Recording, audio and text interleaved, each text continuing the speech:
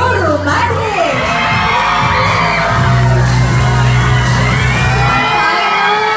Magandang hapon po sa inyo. Ano yan?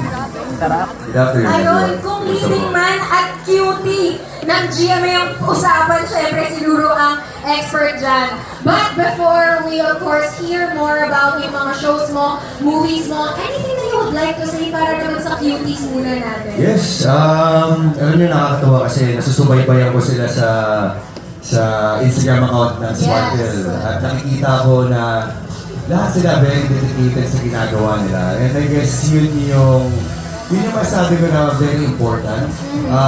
For me kasi ang pag-artista, hindi lang naman yan para sa kasikatan, hindi lang naman yan for the sake of, magkaroon ka ng pera at makatulong sa pamilya. Hindi lang yun. Yes.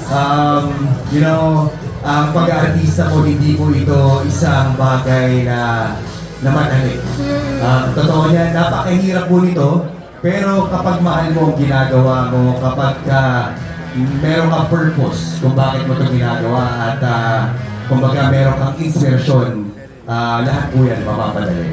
So siguro sa lahat po ng Sparkle Campus Cuties na nandito ngayon, gusto ko lang sabihin na good luck sa inyo.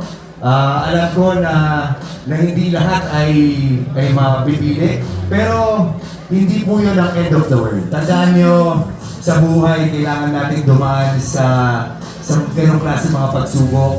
Manalo, matalo, dapat magpupursige ka, patuloy kang lumaban para sa pangarap mo.